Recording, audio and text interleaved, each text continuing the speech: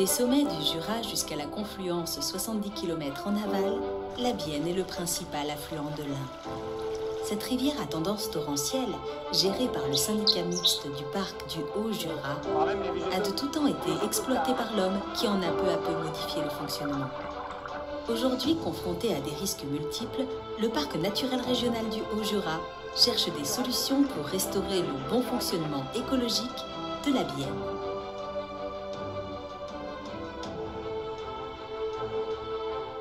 Nous sommes ici sur la digue de Dortan, qui est un des derniers grands héritages des grands travaux d'aménagement de la rivière Bienne. Alors historiquement, cette rivière a fait l'objet de nombreux travaux de rectification, notamment en lien avec la flottabilité des bois, qui seront vendus après sur Lyon. Donc déjà une rectification de son cours. Ensuite, il y a eu des travaux d'aménagement en lien avec les barrages, qui ont empêché forcément le transit sédimentaire sur cette rivière. En lien avec ça et le développement de l'activité humaine, on a aussi toute la protection des berges et des biens et qui a contribué à chenaliser la Bienne et à la rendre beaucoup moins mobile. Donc tout cet historique d'extraction de granulats en lien avec les activités industrielles, de chenalisation de la rivière, ont entraîné une incision profonde du lit de la rivière de 2,5 mètres par endroit et une déconnexion avec les milieux annexes qui sont extrêmement intéressants en termes de fonctionnalité écologique du milieu.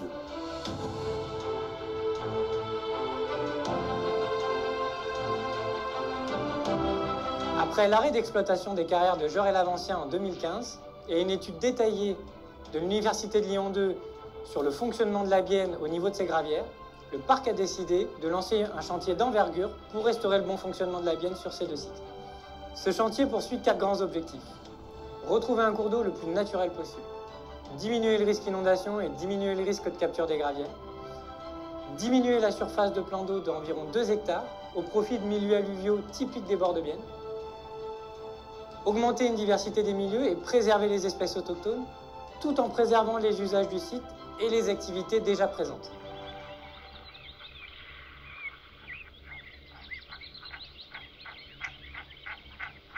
Le risque de capture de la Bienne s'est illustré parfaitement lors des crues de l'année dernière.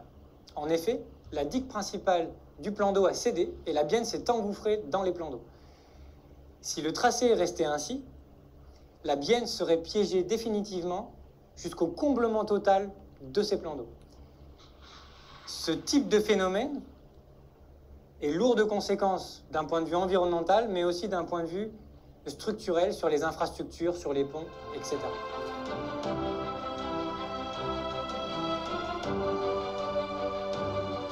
Ce chantier se décompose en 4 grandes phases.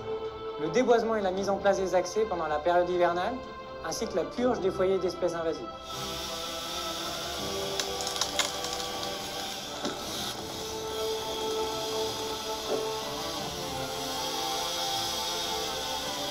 Le grattage ou la scarification du lit passif de la Bienne sur 50 à 80 mètres de large pour redynamiser le milieu.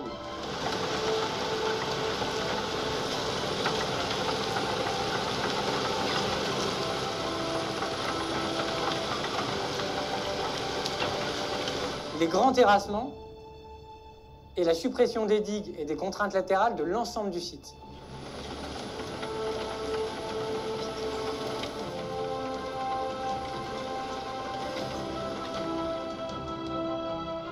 Et enfin, le remodelage des fosses d'extraction profondes vers des milieux moins profonds pour favoriser la mise en place d'une biodiversité plus riche et plus intéressante.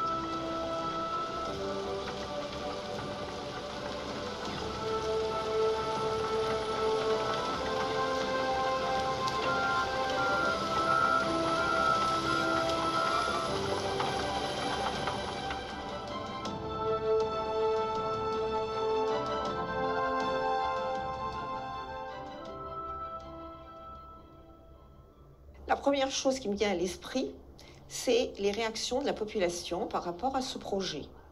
Ils ont été surpris par l'ampleur des travaux et la modification du paysage que ça pourrait entraîner.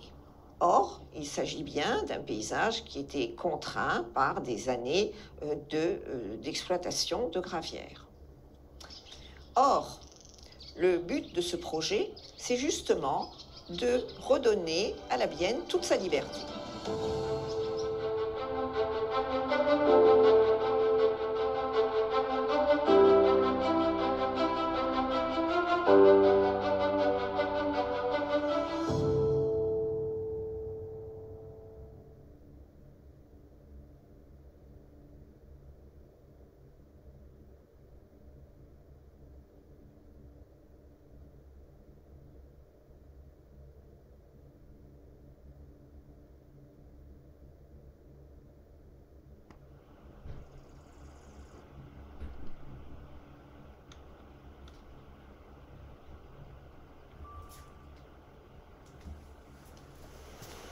On a choisi ce secteur parce que